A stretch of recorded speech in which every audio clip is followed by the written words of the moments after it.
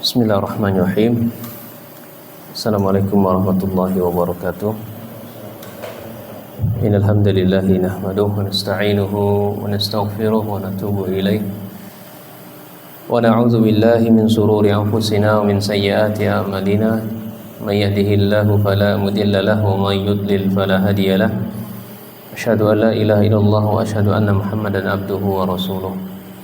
Wa sallallahu subhanahu wa ta'ala aymunna alaina bi'ilmin nafi' wa amalin salih wa yafaqina fid din wa aftalana futuhal arifin wa yarzuqna al-ikhlasa fil aqwali wal a'mali Allahumma amin. Ikhwani ahibati fillah rahimani wa rahimakumullah. Alhamdulillah dengan taufiknya kita melanjutkan kembali hadis-hadis seputar puasa, dan kita ambilkan dari kitab Syarah Umdatul Ahkam, dan kita masuki hadis berikutnya. Ini hadis dari Muhammad bin Abbad bin Ja'far. Qala sa'altu Jabir bin Abdullah. Dia berkata atau bertanya kepada sahabat Jabir bin Abdullah, anha Nabiyyu sallallahu alaihi wasallam an saumi yaumil jum'ah. Qala na'am. Nabi sallallahu alaihi wasallam melarang puasa di hari Jumat. Atau apakah benar Nabi sallallahu alaihi wasallam melarang puasa pada hari Jumat? Kemudian Jabir mengatakan qala na'am. Iya, Nabi memang melarang berpuasa pada hari Jumat. Dalam riwayat tambahan Imam Muslim, wa rabbil Ka'bah, demi Rabbnya Ka'bah. Kemudian dalam hadis Abu Hurairah, aku mendengar Nabi SAW bersabda, la yasumanna ahadukum yaumal jum'ah. Janganlah sekali-kali di antara kalian berpuasa pada hari Jumat, illa ayyasuma yauman qablahu aw ba'dahu, kecuali dia berpuasa di hari sebelumnya atau di hari sesudahnya. Jadi ikhwani fillah, hadis ini menggambarkan, kedua hadis ini kepada kita. Di hadis pertama Nabi melarang benar puasa hari Jumat. Kemudian di hadis kedua ada catatan, silakan mau puasa Jumat silakan. Saya pun juga tidak melarang secara mutlak, tapi dengan syarat, ada berikan catatan syarat Nabi, kalau kalian puasa sebelumnya atau kalau kalian puasa sudahnya. Artinya kalau kalian mau mengkhususkan puasa Jumat, puasalah dari hari Kamis. Hari Jumat pun ikutkan. Kalau kalian nggak puasa hari Kamis, Jumat puasa, tapi Sabtu juga puasa. Kalau begitu modelnya silahkan. Ya, kalau begitu model puasanya silahkan. Tapi benar-benar mengkhususkan puasa Jumat ini tidak dibenarkan. Ini menyelisih hadis Nabi SAW. Atau bahkan sampai seseorang itu memiliki keyakinan, ya, kalau hari Jumat itu kalau tidak puasa maka akan terjadi begini dan begitu. Kalau tidak melakukan amal kebaikan begini dan begitu, maka akan terjadi begini dan begitu. Ya, memiliki keyakinan tentang akidah di dalamnya, ini tidak dibenarkan. Nah, kemudian Syekh Ibnu Baz rahimahullah mengatakan, hadani al-hadisani yadullani ala annahu la yajuz ifradul jum'ah bitatawwu'.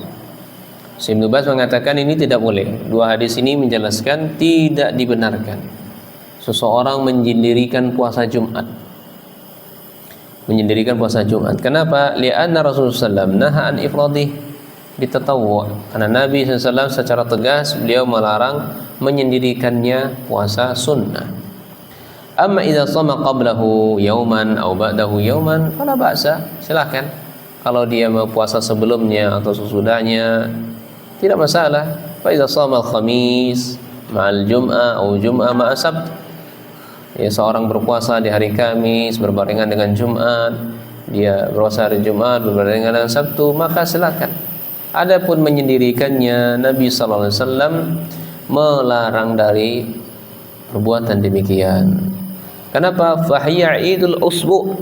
Karena hari Jumat itu adalah hari raya. Hari rayanya kaum muslimin.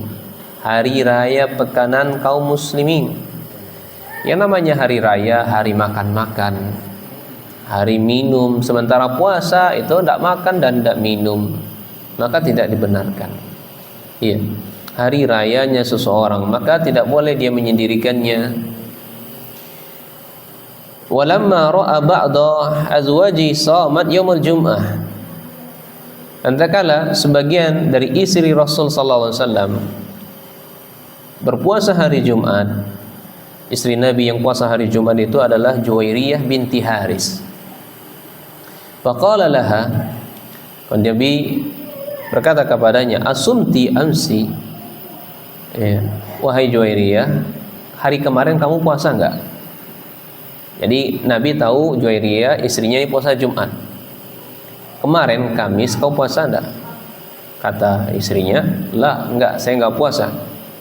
Qala aturidina an tasumi ghadan. Kalau demikian, hari Sabtu engkau puasa enggak? Ya, qala la, enggak juga. Kalau begitu, aftiri, enggak boleh, buka. Batalkan puasanya. Ini nasihat Nabi kepada istrinya. Iya. Jadi berarti secara tidak langsung, ya namanya manusia ya, siapapun di antara kita enggak luput dari namanya salah. Dalam sebuah riwayat dikatakan, ya, jika cukup seorang istri itu dikatakan berdosa, khianat terhadap suaminya, dia berpuasa sunnah sementara dia tidak minta izin. Ya, puasa Jumat atau puasa sunnah ini adalah seorang istri melakukannya dipastikan diizin dulu sama suaminya. Tapi kalau perkara wajib ini tidak harus. Puasa yang wajib, puasa nazar, ini tidak harus dia minta izin. Padahal zalika ala anna al-yawma jumu'ah la yusamu wahdahu. Maka berdasarkan 3 hadis yang kita baca di atas, hari Jumat atau mengkhususkan puasa Jumat ya tidak dibenarkan. Walakin yusamu qablahu yawm aw ba'dahu yawm kama amara Nabi sallallahu alaihi wasallam bizalika wa naha an ifradi. Sebagaimana Nabi sallallahu alaihi wasallam mengajarkan kepada kita, kalau mau puasa silakan, catatannya sebelumnya puasa dan setelahnya puasa. Demikian perintah Nabi dan demikian pula larangan Nabi sallallahu alaihi wasallam melarang orang berpuasa, mengkhususkan hari Jumat untuk berpuasa. Baik, kita lanjut hadis berikutnya. An Ubaid Maula bin Azhar. Ya, wa ismuhu Sa'du bin Ubaid. Qala syahidtu al-Eid ma'a Umar bin Khattab. Aku menyaksikan ya hari rayanya Eid bersama Umar bin Khattab. Kata Sa'ad bin Ubaid. Ya. Faqala hadzani yaumani naha Rasulullah sallallahu alaihi wasallam an siyamiha. 2 hari ini adalah hari yang Rasulullah SAW melarang kita berpuasa darinya. Hari Eid. Ini 2 hari, maksudnya Idul Adha dan Idul Fitri. Yaumu fitrikum min siyamikum wal yaumu al-akhar ta'kuluna min nusukikum. Eid yang pertama adalah Eid seseorang membukakan diri mereka dari berpuasa. Ini Idul Fitri maksudnya. Kemudian hari yang lain maksudnya adalah hari Eid yang mereka ta'kulu min nusukikum. Mereka memakan dari hewan sembelihan kalian.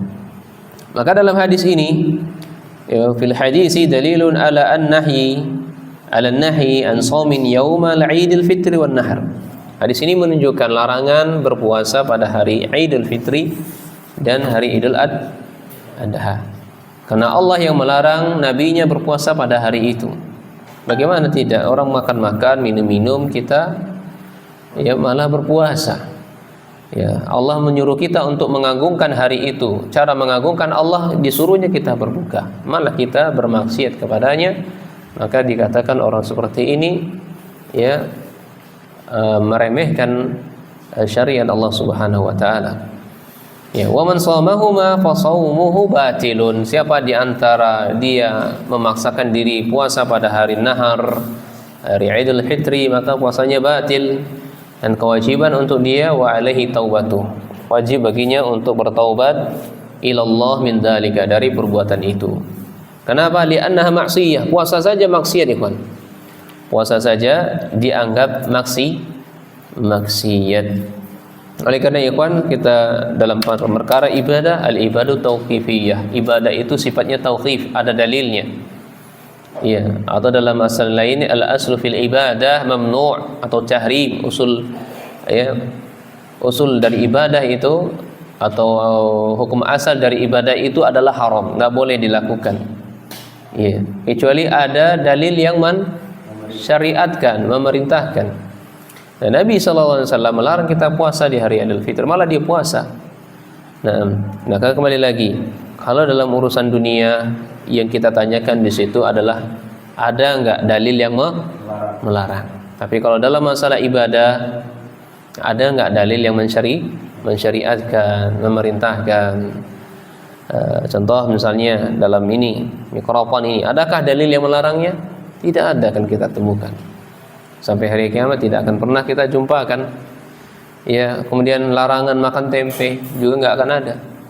Ya, tapi kalau dalam masalah syariat, kenapa sholat subuh 2 rakaat? Jangan tanya dalilnya, larangannya. Nggak akan ketemu, ikhwan. Sholat subuh 10 rakaat nggak akan kita jumpai. Kenapa Pak sholat subuh 2 rakaat 10 rakaat Pak? Ya kan nggak ada dalil larangnya. Iya memang nggak ada. Terus skenanya dewi kan. Kalau begitu cara ibadahnya, maka ibadah seseorang sekehendak hati. Nah, demikian pula dalam apa yang dijelaskan oleh Syekh Ibnu Baz, berpuasa saja dianggap maksiat, dianggap berdosa. Wa hakadha yaumun nahar atau yaumut tasyrik. Demikian pula hari nahar dan hari tasyrik. 10, 11, 12, 13. 4 hari ini dilarang oleh Allah Subhanahu wa taala untuk berpuasa. Naam. Fahadhihi la tusamu aidan li'annaha ayyamul 'id. Ya, jangan kita berpuasa pada hari Id. Wa hiya 5 ayyamin sanah. Ada 5 hari yang tidak dibolehkan kita berpuasa dalam 1 tahun. Yang pertama ada yaumul Idul Fitri, yaumun nahar, yaumut tasyrik. Ya, yaumut tasyrik ada 3. 11, 12, 13, maka tambah 2, 3 tambah 2 tambah jadi 5. Kulluha la tusamu. 5 hari ini tidak boleh kita puasa. Yajibu 'alal muslim iftaruha. Bagi seorang muslim wajib baginya untuk berbuka pada 5 hari ini. Ya, illa man ajaza 'anil haji, kecuali bagi orang yang sedang ibadah haji. Ibadah haji, mereka haji tamattu atau haji qiran, ya, maka mereka tidak berpuasa karena mereka sedang menyembelih. Ada pengkhususan oleh Nabi SAW, dikecualikan oleh Nabi SAW bagi orang-orang yang sedang haji tamattu atau haji qiran, yang mereka tidak disyariatkan untuk menyembelih hewan kurban waktu itu, ya, maka dia tidak berpuasa. Maka dia berpuasa. Dalam hadis yang katakan lam yurakhis fil ayami tasyrik ay yasumna illa liman lam yajid hadiya. Ya, lam yurakhis. Waalaikumsalam. Tidak diberikan keringanan pada hari tasyrik bagi orang-orang yang berpuasa, kecuali bagi orang-orang yang tidak menjumpai atau tidak melakukan sembelihan hewan kurban. Nah, maka bagi orang waman siwahu la yasumu ayyama tasyrik. Amal yaumul Id, Idul Nahar wa Idul Fitr fahazani la yusamani li jami'in nas la li sahibil hadi wala li ghairihi. Jadi orang-orang selain dari yang kita sebutkan tadi, maka dia tidak berpuasa pada hari-hari tasyrik. Adapun hari Id, hari Nahar, Idul Fitri, kedua hari ini, maka tidak boleh semua manusia berpuasa, kecuali bagi orang-orang yang sedang haji tamattu dan haji qiran. Kemudian hadis berikutnya, An Abi Sa'id Al-Khudri radhiyallahu taala an qala naha Rasulullah sallallahu alaihi wasallam an shaumi yaumain. Sahabat Abu Sa'id mengatakan, Rasulullah SAW mengatakan kepada kita, tidak bolehnya seorang berpuasa pada 2 hari. Hari apa itu? Hari Nahar atau hari Idul Adha. Kemudian hari Idul Fitri.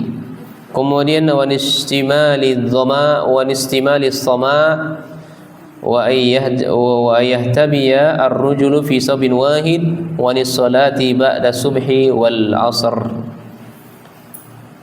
Ini seorang yang wa nistimalis sama, apa ya bahasa kita ini, kakinya diangkat, ya, duduk apa bahasa kita ya, kakinya diangkat, lututnya, ya, apa nih saya contohkan. Coba Bu Ildan bisa enggak? Itu aja. Ya, kakinya diangkat begitu, terus tangannya ke, nah itu dilarang oleh Nabi sallallahu alaihi wasallam. Sebagian ulama memakruhkannya karena dengan istidlal dalil naha, larangan di situ. Ulama mengatakan naha di situ adalah tahrim, ya. Setiap larilah kullu nahan nabi min nabi sallallahu alaihi wasallam adalah li wujubi tahrim, ya, li yufidu tahrim. Ya, setiap larangan dari Nabi SAW menunjukkan akan keharaman. Nah, Nabi SAW melarang seorang berpuasa di hari Nahar dan Idul Fitri, dan duduknya gimana ya? Ada nggak bahasa yang kita apa bahasa kayak gitu? Hah? Entah ya. Nah, kalau bahasa Indonesianya apa dia namanya? Nah, ada keluar pula kita bahas ini ya. Intinya ya duduk cek itu tadi. Itu dilarang oleh Nabi SAW. Nah, kemudian juga ada larangan Nabi SAW memakai pakaian cak singlet itu. Itu dilarang juga Nabi SAW. Sebagian ulama itu memakruhkannya, ya, dan atau ya membolehkannya. Nanti ya, alhamdulillah kulli halin, ya, ana lebih condong pendapat mengatakan ya sah-sah saja, ya, dia memakainya itu selama dia memakainya memang untuk dirinya sendiri. Iya, adapun untuk memakainya ke kondangan, ya nggak pantas. Iya, atau apa lagi? Untuk cara-cara tertentu pakai pakaian begitu ya nggak pantas. Tapi kalau dia mau tidur ya silahkan saja. Ya, atau dia mau mandi tapi pakai apa namanya singlet kayak begitu, ini pakaian sorong begitu.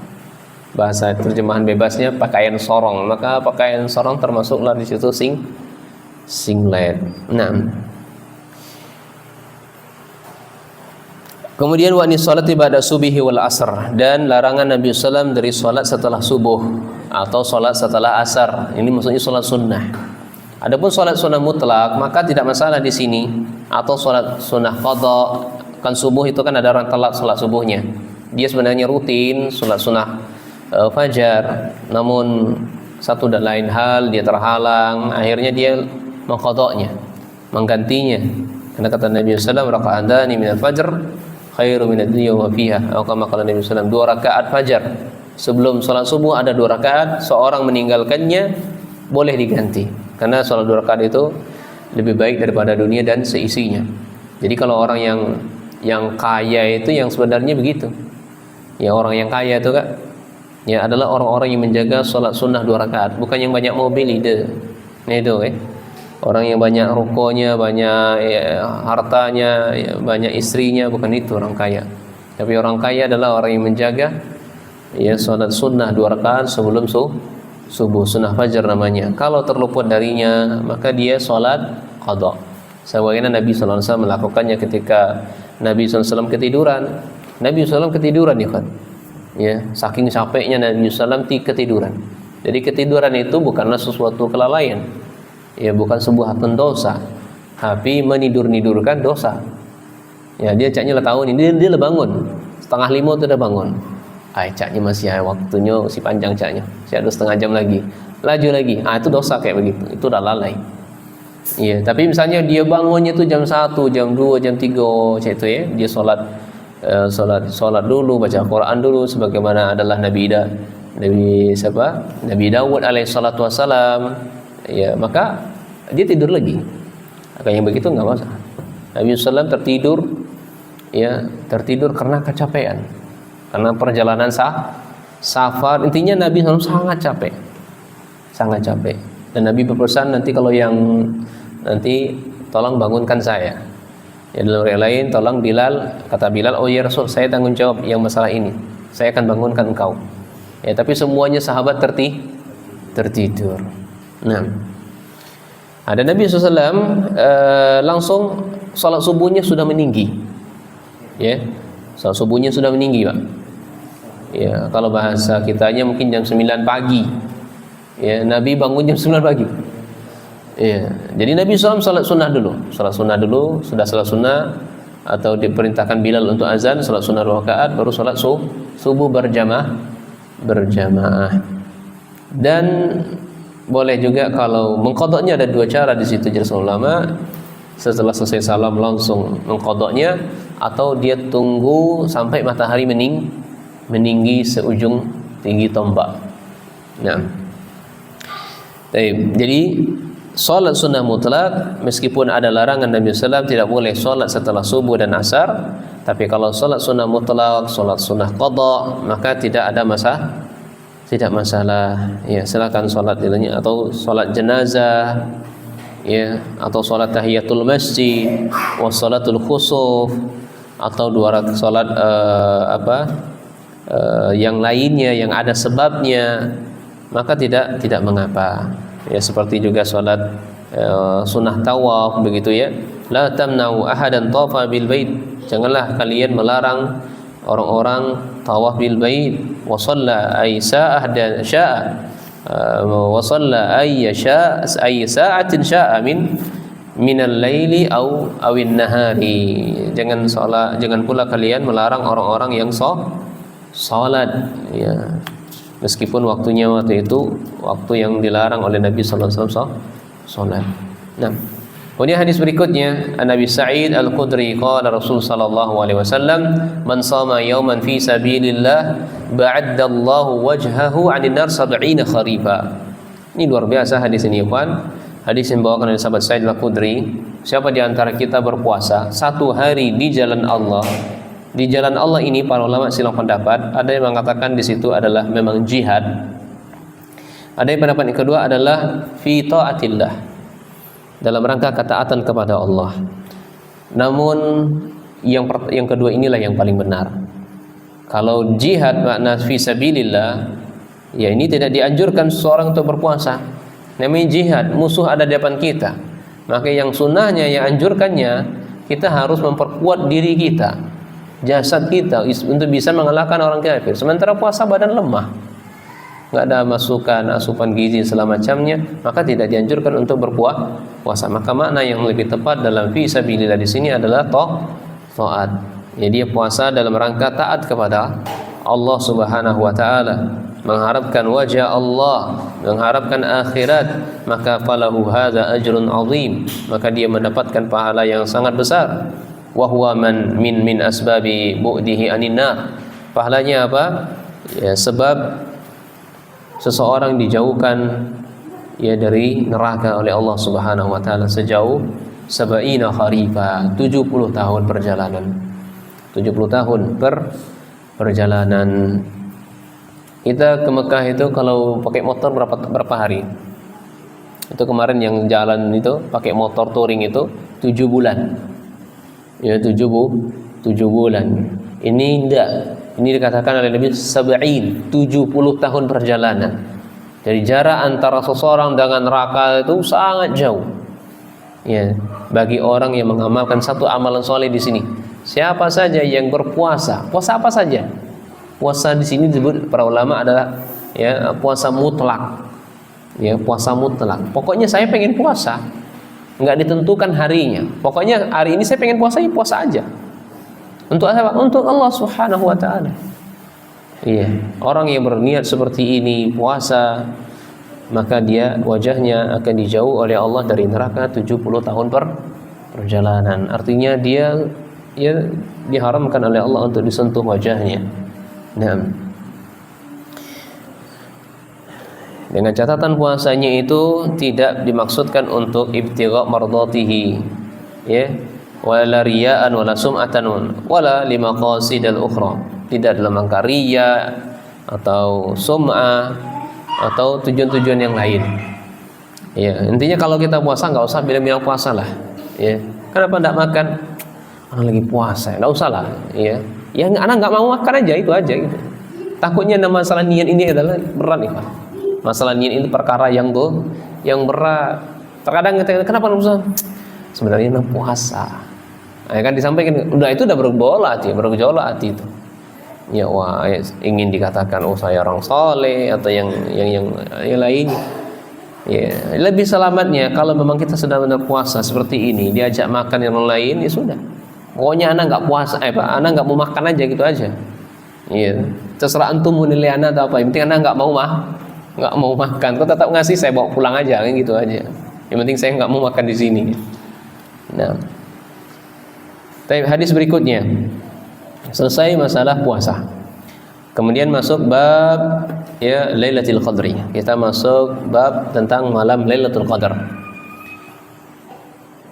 Hadisnya dari sahabat Abdullah bin Umar, ini Abdullah bin Umar.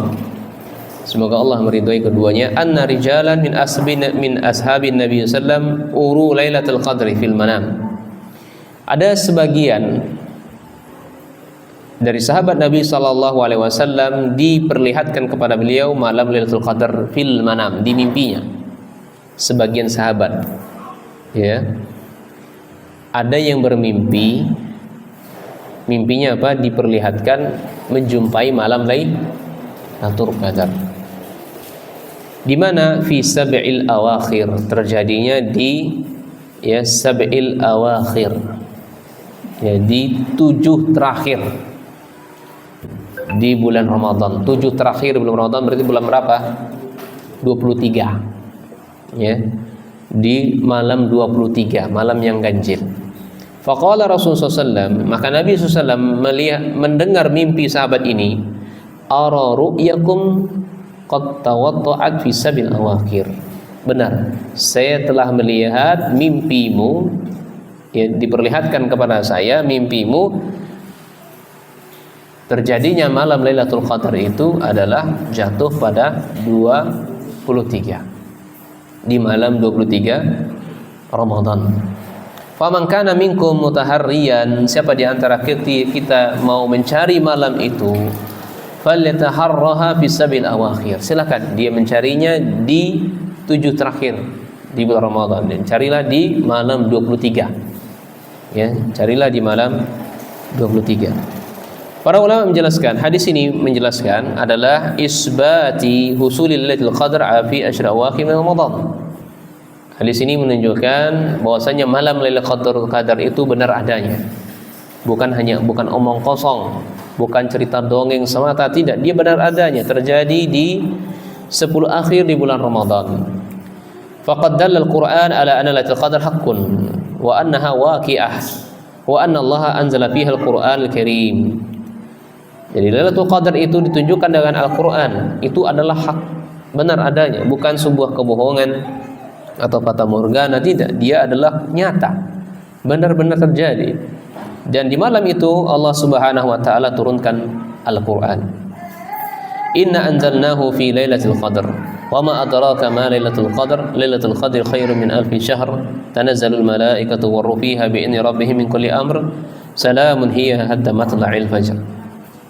Ini sering ayat ini kita baca. Intinya kesimpulannya, Al-Qur'an diturunkan di bulan Lailatul Qadar ini. Dan di malam itu, malam Lailatul Qadar itu adalah bulan yang lebih baik daripada 1000 bulan. Siapa yang melakukan amal saleh waktu itu, maka dia mendapatkan luar biasa, ya, keutamaan yang sangat luar biasa. 1000 bulan berapa tahun itu? 83 tahun sekian, ya. Lebih lah dari 83 tahun. Masya Allah, ini kebaikan Allah Subhanahu wa taala untuk umat Nabi Muhammad. Iya, di atas umat-umat yang lainnya. Umat Nabi SAW itu umurnya dibatasi. Sedikit sekali orang yang sampai 70 tahun. Ya, sedikit sekali. Kalau ada kan sedikit sekali, itu maksudnya kalau sedikit sekali. Umur umat Nabi SAW ini adalah antara 60 sampai 70 tahun. Kalau ada 70 tahun itu sangat sedikit.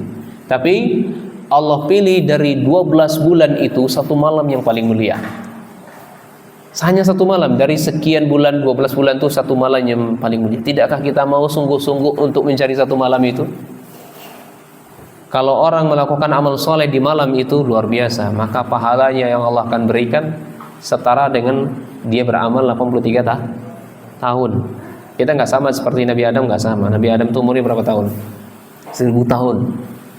Ya, umurnya Nabi Nuh alaihissalatu wassalam 950 tahun dakwahnya. Kalau dihitung lahirnya dan masa kenabiannya, ya bisa jadi ada 1000 tahun juga, 2000 tahun. Jadi mereka sangat banyak menumpuk-numpuk amal. Maka untuk memberikan ya ganjaran yang sama dengan umat-umat Nabi dulu, Allah pilih satu malam. Luar biasa, satu malam. Bahkan tidak hanya cukup di situ saja. Bahkan Nabi SAW, umat Nabi SAW dilipat gandakan amalannya di bulan Ramadan. Amal kebaikan apa saja dilipat gandakan, tidak terbatas. Iya, tidak terbatas. Itu saja sholat berapa itu derajatnya? 27 derajat kalau sholat jemaah kali 1 sudah 27, kali 10 270 kali kebaikan. Iya, luar biasa. Puasa Ramadan satu kebaikan.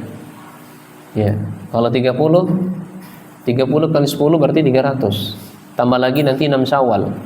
Puasa di 6 Syawal.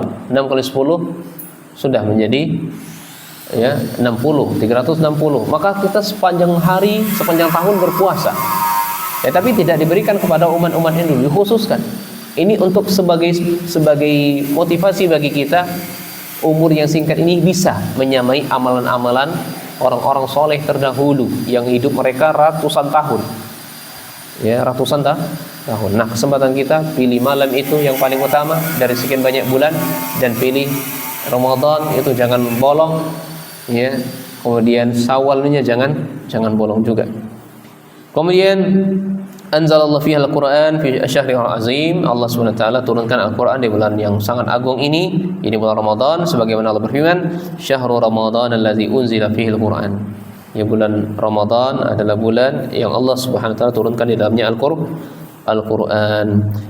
Dan juga Nabi sallallahu alaihi wasallam atau Allah Subhanahu wa taala menjelaskan, "Wa qad bayyana Allahu fi ayatin ukhra annaha lailatul mubarakah."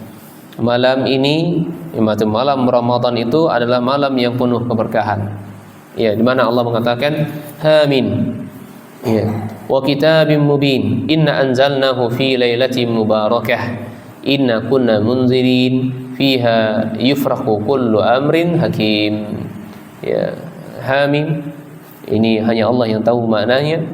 Wal kitabil mubin, ini Al-Quran yang begitu sangat gamblang, mudah dimengerti, sangat jelas. Inna anzalnahu fi lailatin mubarakah, sesungguhnya Al-Quran itu kami turunkan pada malam keberkahan. Ya, inna kunna munzirin, sesungguhnya kami, ini Nabi Muhammad sallallahu alaihi wasallam diutus oleh Allah untuk memberikan peringatan. Fiha, pada malam hari itu, yufraqu kullu amrin hakim, segala urusan menjadi terang benderang atas kita.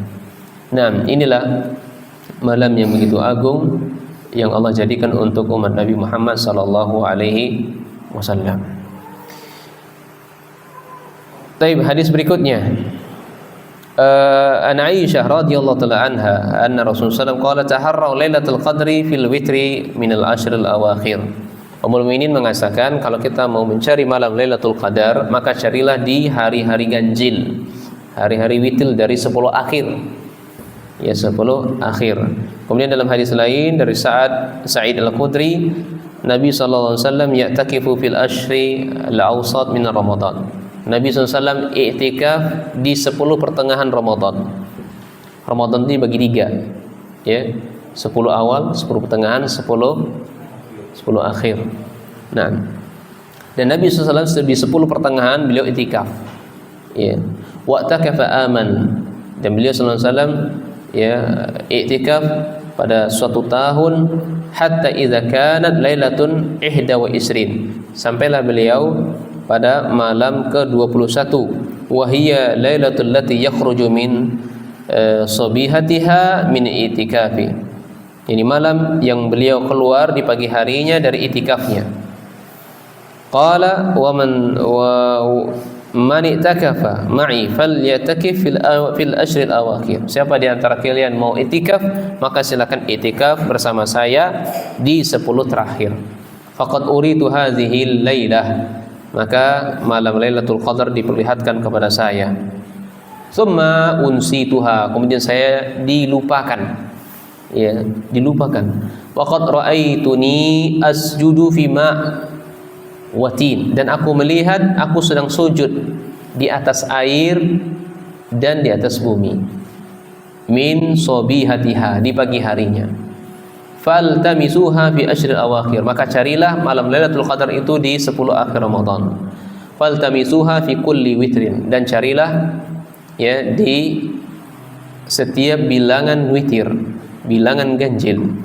Qala Abu Sa'id mengatakan, famataris sama'u tilkal lailah, ya, setelah kejadian itu malam Lailatul Qadar itu turun hujan. Nah, ini disebutkan tanda-tanda ya, tanda-tanda turunnya, tanda-tanda terjadinya Lailatul Qadar itu cuacanya berbeda dengan cuaca sebelumnya. Kalau Nabi SAW di sini ada turunnya hujan. Nah. Wa kana masjidu ala arishin, dan waktu itu masjidnya Nabawi SAW itu atapnya itu dari pelepah kurma. Atap Nabi itu dari pelepah kurma. Fa waqafa masjidu, akhirnya karena malamnya hujan atau siangnya hujan, nah pada sini ada malamnya hujan, maka masjid Nabi bocor.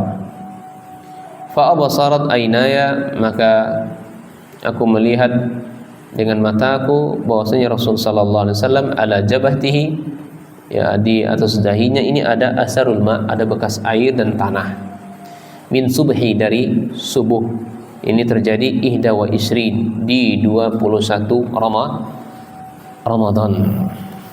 Kalau saya baca ini lumayan panjang ya penjelasannya. Intinya dua hadis yang kita baca, kalau mau cari malam Lailatul Qadar, cari di bilangan ganjil, ya, bilangan witir 21, dua-duanya pulang, tidak masalah ya.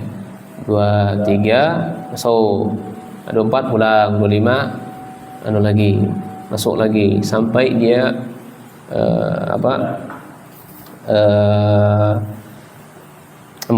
takbiran, dalam takbir sampai orang takbiran. Nah, kemudian poin yang keduanya, ada tanda-tanda Lailatul Qadar itu terjadi.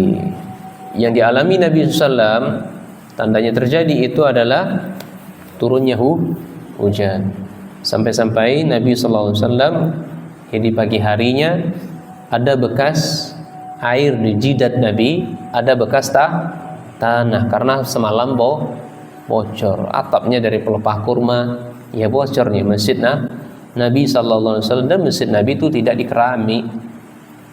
Ya. Kenapa tidak dikerami? Belum ada. Ini perkara dunia.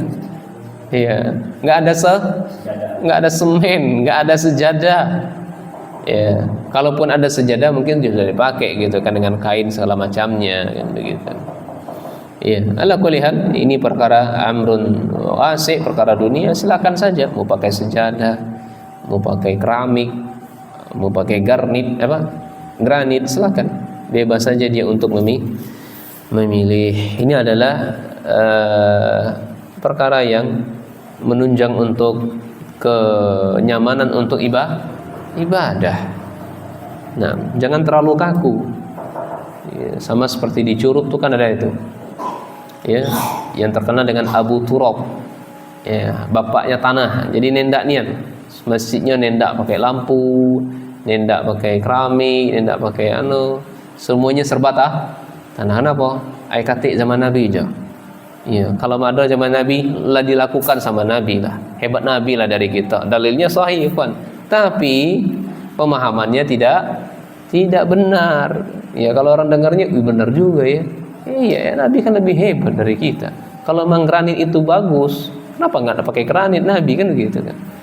Nah, kalau listrik itu bagus, kenapa nggak pakai listrik Nabi SAW? Itu menunjukkan itu nggak boleh dilakukan.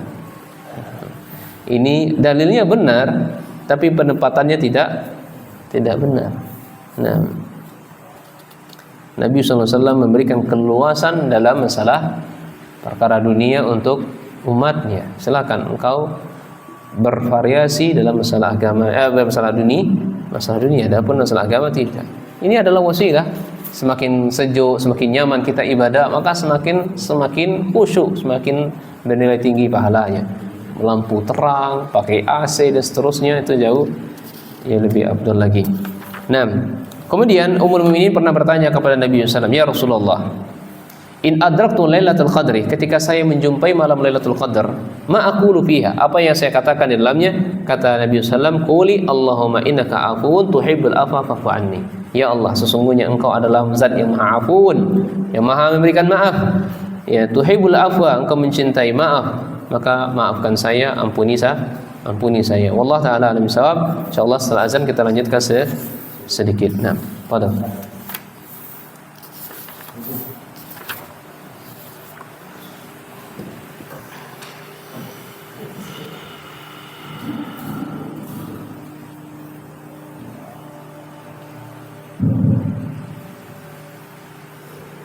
Allahu Akbar,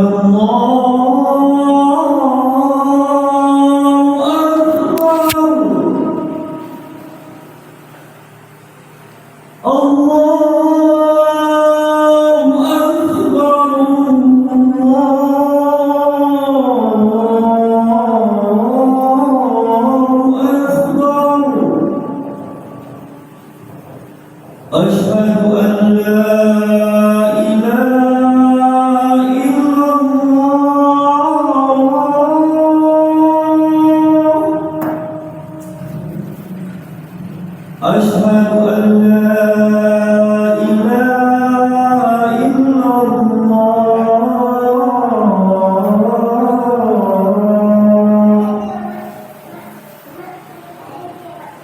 Asyhadu anna Muhammadar Rasulullah.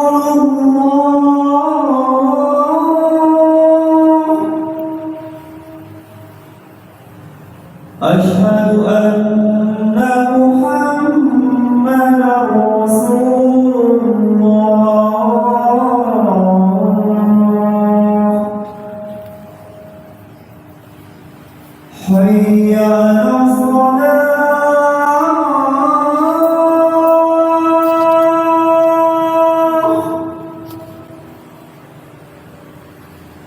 حي على الفلاح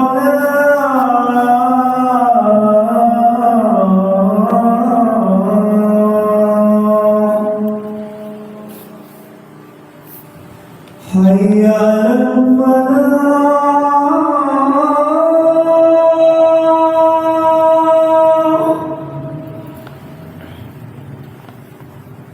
حي على الفلاح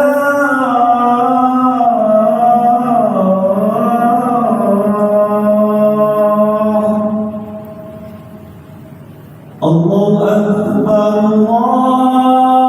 Allahu Akbar. La ilaha illallah.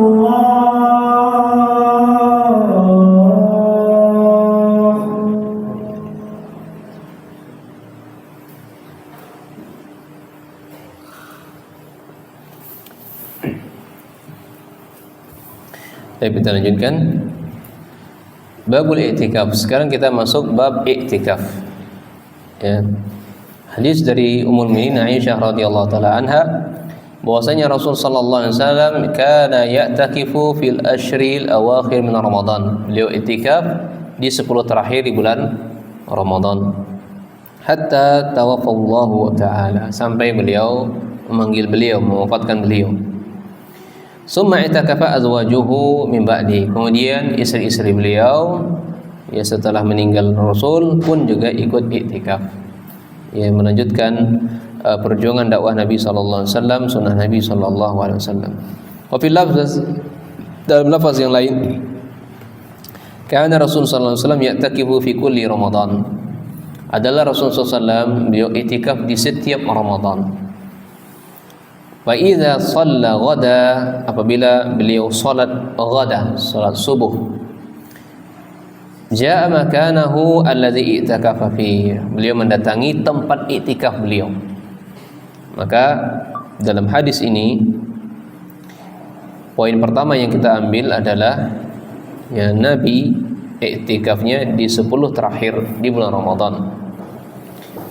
Meskipun Nabi pernah iktikaf di pertengahan Ramadan.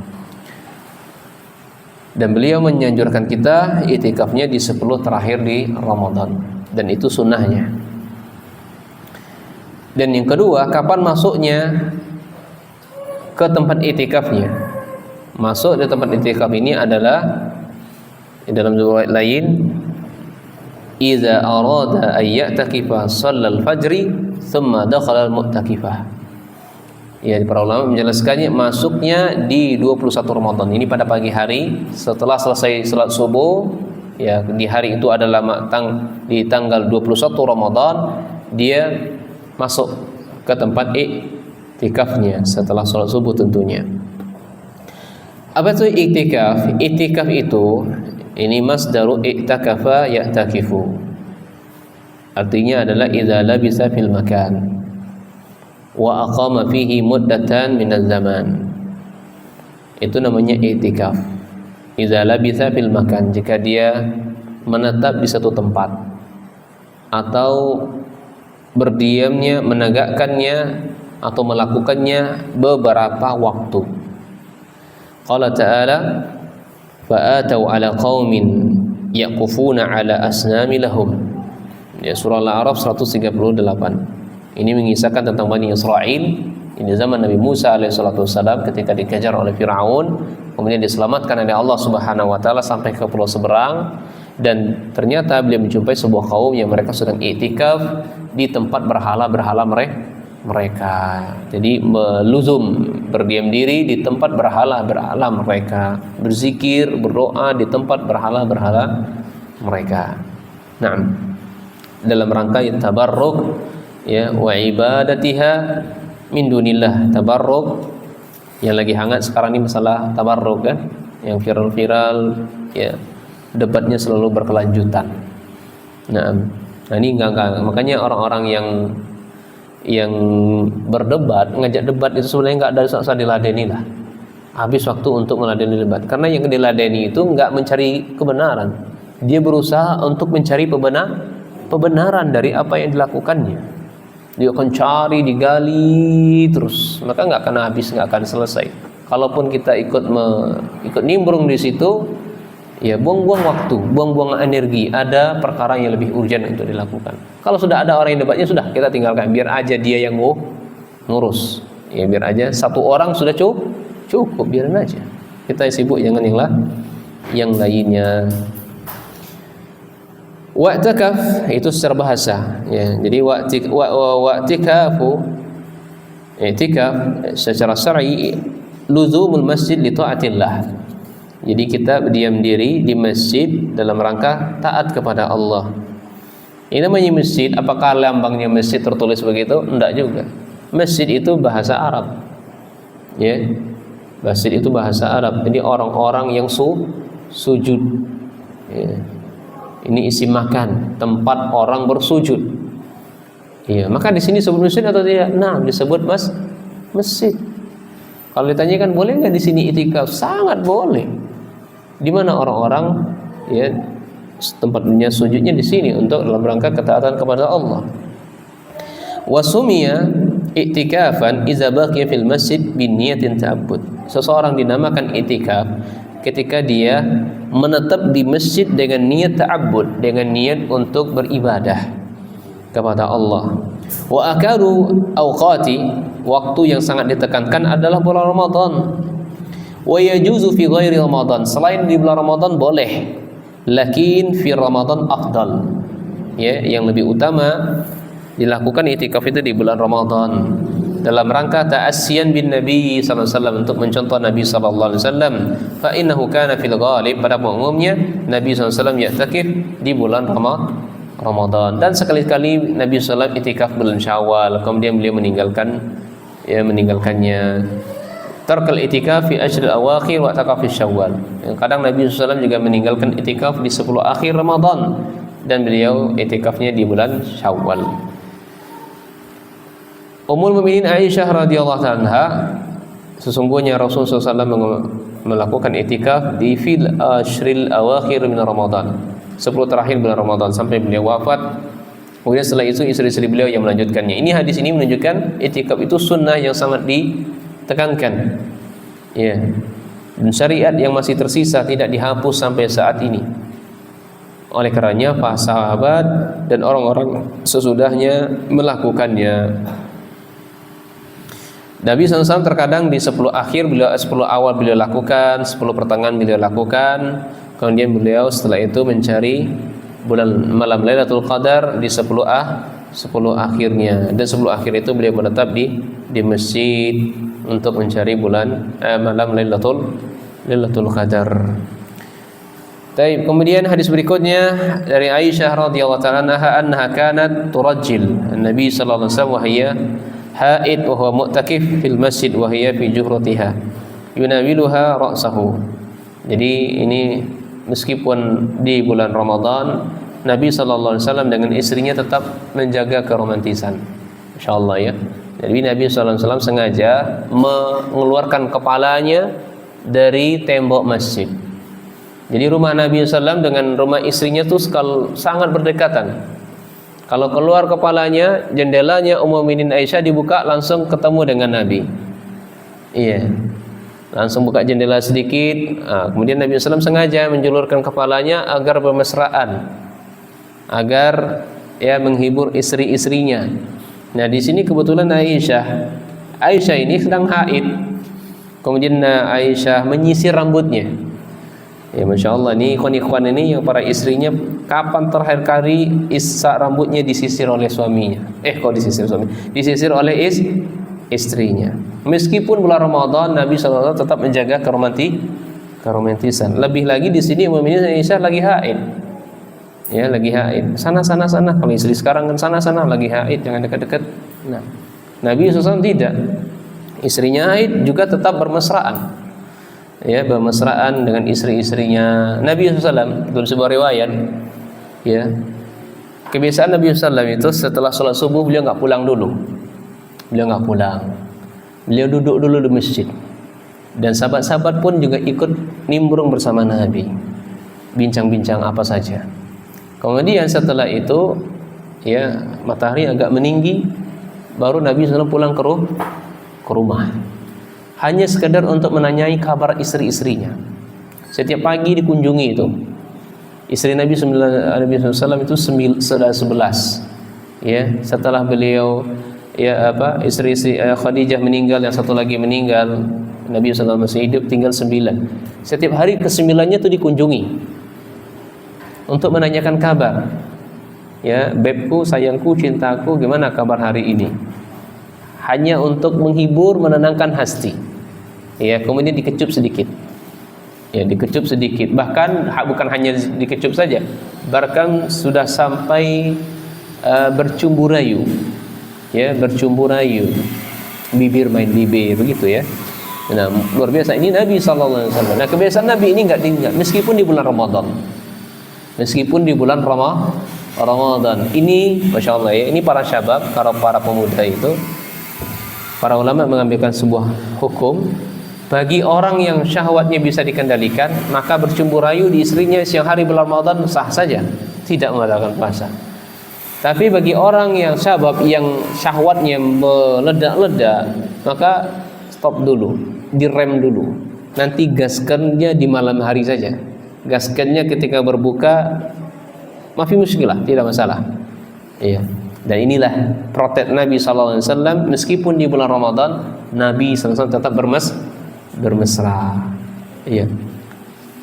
Dan jadi juga kasus Nabi SAW ketika itikaf itu dikunjungi oleh Hafsah kalau tidak salah. Dikunjungi di tempat itikafnya, hanya sekedar untuk berbincang-bincang bersama Nabi. Kemudian setelah itu Nabi mengantar ke rumahnya. Meskipun rumah Hafsah waktu itu hanya hitungan meter saja. Kalau boleh taksir hanya 5 meter lah. Kejinguan dengan mato gitu kan. Hanya orang kaca kita, ai manjo nih jadi betino. Dekat bayi si ini jalan kaki dewek lah, kalau diantar enggak. Tapi Nabi SAW ingin memastikan istrinya pulang dalam keadaan tenang. Ya, potret Nabi SAW teorinya Masya Allah. Ya, semoga prakteknya kita sini bisa menjalankan seperti suaminya Nabi suami dari istri-istrinya Nabi sallallahu alaihi wasallam. Ya, satu hal yang lagi juga menarik ikhwan ya.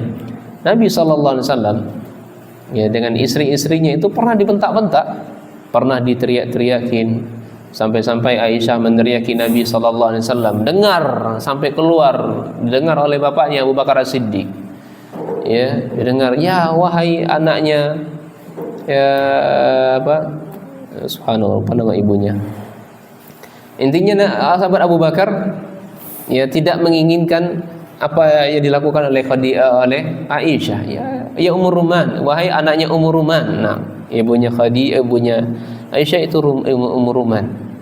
Ya, atarfu sautik, ya ada Nabi sallallahu alaihi wasallam, engkau mengangkat suaramu di hadapan Nabi sallallahu alaihi wasallam. Maka Nabi meskipun Aisyah membentaknya, angkat suara di hadapan Nabi sallallahu alaihi wasallam, tapi Nabi tetap bela istrinya.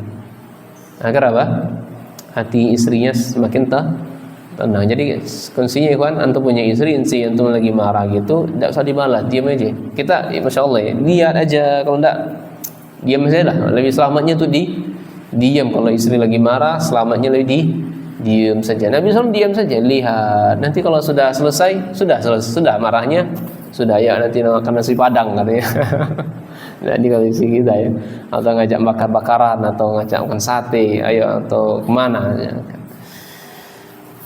Masya Allah tetap menjaga keromantisan Nabi SAW meskipun di bulan Ramadan. Dan Nabi SAW itu pun juga membantu pekerjaan rumah, membantu. Bukan setiap hari. Ya, kalau antum setiap hari, masya Allah, suami super, masya Allah gitu kan. Dicuciin bajunya, dicuciin piringnya, dijemur bajunya, disetrika bajunya. Dah, insya Allah itu suaminya luar biasa begitu. Nah, Nabi SAW itu sesekali beliau bantu istri beliau, ya, bantu rumah tangga, yang jahit bajunya, sendalnya, dan seterusnya pekerjaan rumah tangga yang dibantu oleh Nabi SAW.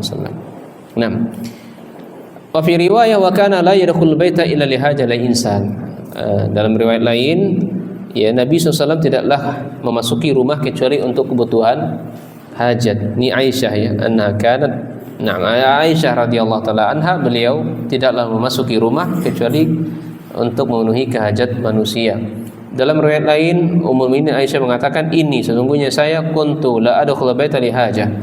Saya masuk ke dalam rumah ya, tidak lain untuk kebutuhan tertentu. Dan wal maridu fihi. Sementara waktu itu saya lewat, ada orang-orang yang sakit di rumah saya dan saya tidak bertanya kepadanya. Illa wa ana marrah, hanya sambil berlalu begitu saja. Nah, kemudian hadis yang berikutnya ya adalah hadis dari Umar bin Khattab, qultu ya Rasulullah inni kuntu nazartu fil jahiliyah. Sesungguhnya saya ya Rasul pernah bernazar di masa jahiliyah. Ini Umar. Nazarnya apa? An a'takifa lailah, untuk itikaf ya pada satu malam. Fi riwayah yauman, pada satu hari, fil Masjidil Haram, di Masjidil Haram. Faqala, maka Nabi SAW mengatakan, fa'aufi binazarika, wahai Umar, nazarmu penuhi. Meskipun engkau nazarnya di masa jahiliyah. Ya, ketika Umar bin Khattab belum masuk Islam, maka setelah beliau Islam, beliau menyampaikan nazarnya kepada Nabi untuk itikaf di masjid, maka beliau menunaikan nazarnya.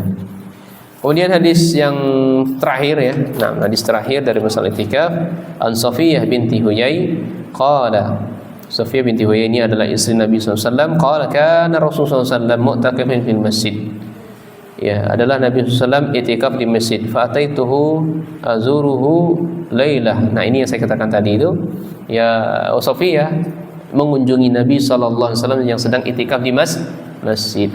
Meskipun hanya sebatas berbincang-bincang, tapi Nabi SAW memperlakukan saya lain. Bukan hanya berbincang-bincang, bahkan beliau mengecup saya, mencium mencium saya, mencembui saya. Senam. Masya Allah, subhanallah ya. Ini luar biasa praktek Nabi Shallallahu Alaihi Wasallam. Meskipun Ramadan beliau tetap bermesraan dengan istrinya. Allah Taala alam bisawab. Alhamdulillah itikaf atau kita puasa ini sudah khatam. Ya, semoga di lain waktu kitab-kitab yang lainnya bisa kita khatamkan pula. Kita tutup dengan doa kafaratul majelis. Subhanakallahumma hamdika asyhadu an la ilaha illa anta astaghfiruka wa atubu ilaik.